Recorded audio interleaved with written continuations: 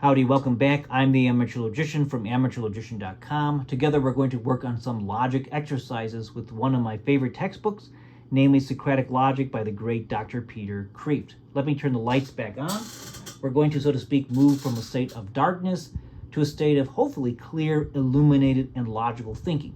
Now, in these exercises, we're going to think about contradictions and the traditional square of opposition.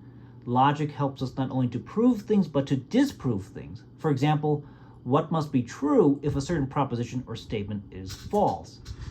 Now, chapter 7 in Kreeft's book deals with contradictions. And we're going to deal with some of the exercises from that chapter.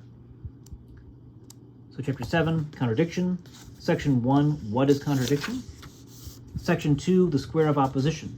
And here we're dealing with the standard 4 categorical propositions. We have the A, I, E, and O propositions. So A is a universal affirmative proposition, I is the particular affirmative proposition, E is the negative universal proposition, and O is the negative particular proposition. Now, when we're thinking about the square of opposition, we're dealing with propositions that have the same exact subject and predicate. So for example, let's say the subject is men and the predicate is mortal. So A would be all men are mortal, I would be some men are mortal, E would be no men are mortal, and O would be some men are not mortal. And we can think about the relationships between these types of propositions. So the A and O are contradictories, the E and I are contradictories, the A and E, those are contrary propositions, the I and O, those are subcontrary propositions, and the A and I propositions are subaltern, and the E and O are subaltern. So let's move to the exercises, starting on page 178. So for A, it tells us, or Kreeft tells us, that to disprove each of the following propositions, what proposition must be proved? In other words, give the contradictory of each of the following propositions. So we'll do some of these. For B, we're just to evaluate the following inferences. Is it valid or invalid? And then finally for C, Kreeft tells us if you know that the proposition column 1 is true or false as indicated, what do you know about the corresponding proposition in column 2? Is it true, false, or unknown? So let's get started. And these are very good exercises. These definitely will help your logic muscles. So we're to give the contradictory proposition. So number 1, we have man was born free and is everywhere in chains. So if we want to disprove that, what do we have to prove? Or in other words, what is a contradictory proposition? So think about it. So we have man was born free and is everywhere in chains.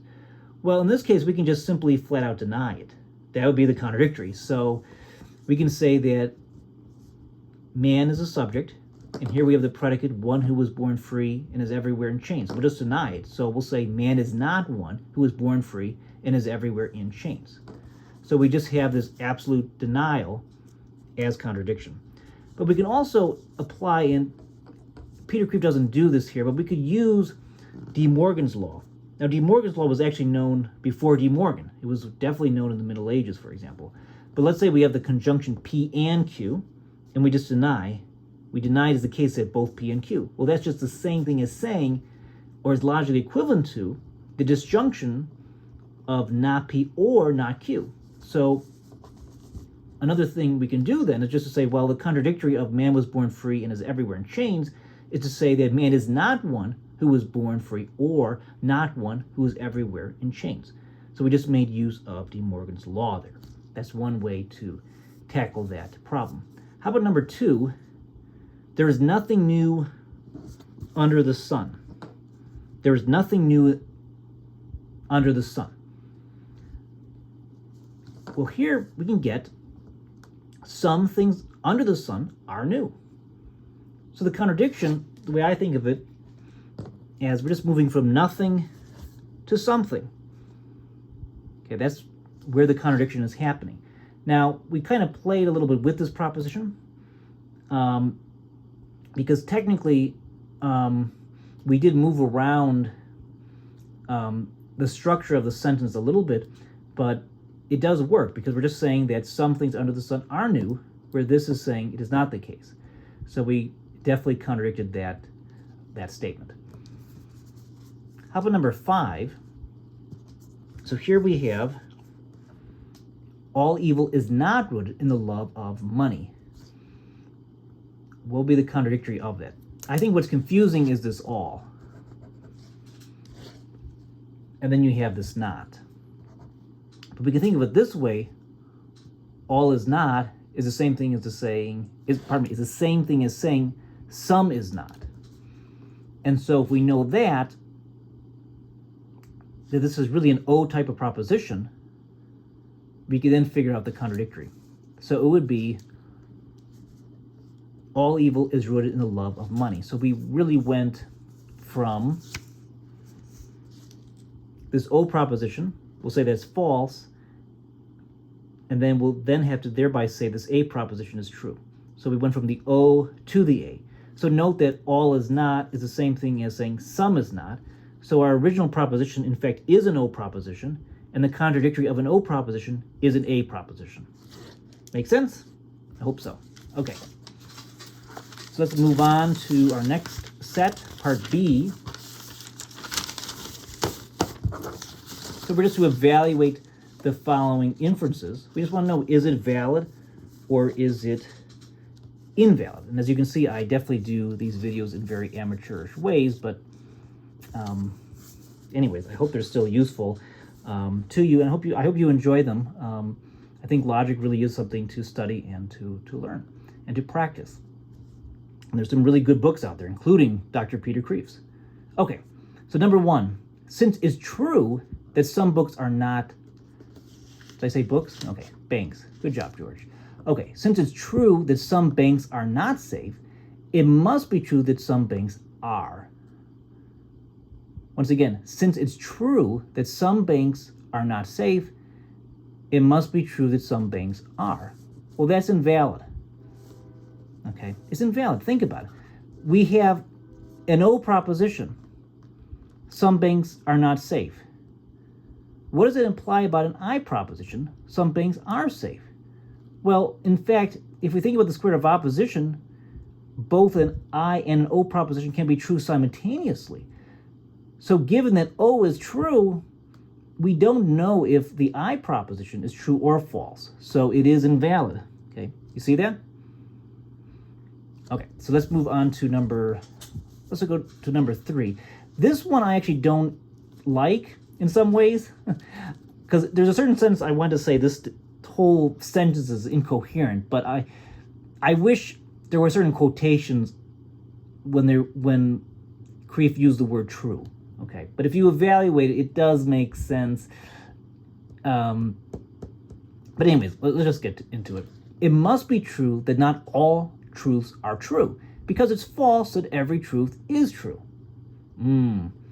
See, the word truth is being used in different ways. I mean, otherwise this would be a totally incoherent sentence. So it in fact is valid.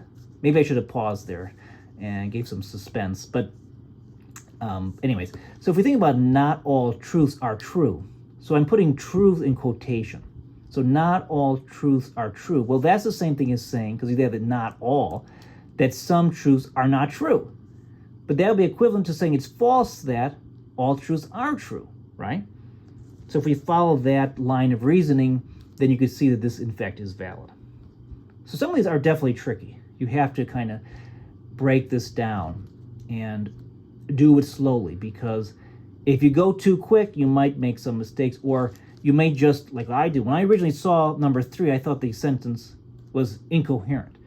And I think there is a certain sense where you can argue it is incoherent. I think there should be quotations around some of these words of true or truths. Okay, number 4 is, if love never fails, then it cannot be true that some love fails. Is that valid or invalid? If love never fails, then it can't be true that some love fails. Well, that's definitely valid. So we can think of it loosely in this way. So we have never, this never statement is true. Well, it must, if that's true, then it must be false that it sometimes fails. So you have that contradictory relationship there in that sense. Number 5, if it's false that some philosophers are insane, it must be false that all philosophers are insane. Again, if it's false that some philosophers are insane, it must be false that all philosophers are insane. Well, that's definitely valid. Think about the square of opposition once again. So some philosophers are insane. We have I, then all philosophers are insane in A. So if I is false, then A must be false. So we have that subaltern relation. Finally, our last set.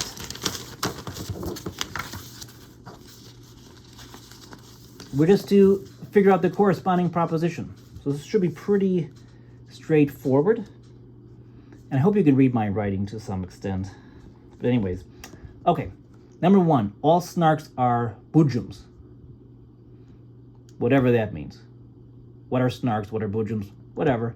But we're just told that it's false. So what does it imply about some snarks are budgems? Well, again, think about the square of opposition. Make a little diagram if it helps. Well, it's definitely unknown. So we went from the A as false. That just leaves open the I proposition. That could be true or false, right? So it's definitely unknown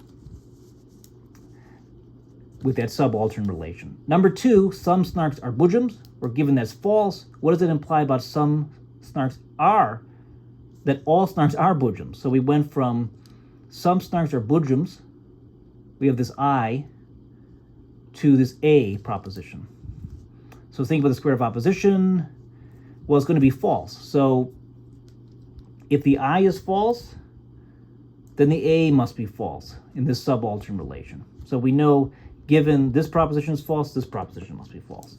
Number 3, no snarks are budgems, false. What does it imply about all snarks are budgems? So we went from, we're thinking about the E proposition, that's false. What does it imply about the A proposition? Would that be true? Would that be false? Would that be unknown? Well, it's unknown. Because in fact, if E is false, well, A also could be false, but it also could be true. Because the universal propositions both can be false. So it's actually unknown. Number 6, some snarks are budgems, true. No snarks are budgems. Is that true, false, unknown? So we have this particular affirmative proposition, and then we have this negative universal. So again, we can think about the square of opposition. So we have the I proposition. That's true. Well, that implies that the E proposition must be false. So it must be false. Number 7. No snarks are budgems. True. What about some snarks are not budgems? So we went from knowing, we're going from knowing that the E is true. What does it imply about the O there? Well, that's true as well. So in this subaltern relation, if E is true, O is true. So this is another video in the can, so to speak. I'm definitely an amateur in terms of my speaking abilities. I'm much better, I think, relatively speaking, as a writer. But so I'm sorry for my inadequacies, but I'm going to still try and hopefully get better through practice and so forth. But these exercises are from the wonderful textbook by Dr. Peter Kreeft, Professor Peter Kreeft. I have a link below. You can purchase this textbook if you so desire. And if you purchase it through that link with no extra charge to you, I will get a small commission, a very small commission, but it definitely helps. And it motivates me to make more videos on this YouTube channel like this one. But thank you so much for watching this video. If you watch the entire thing, hey, give this video a like. Please consider leaving a comment. Say, hey, I actually watched the whole video. I would really appreciate that, and I appreciate you for watching. In any case, until next time, be well and good luck to you.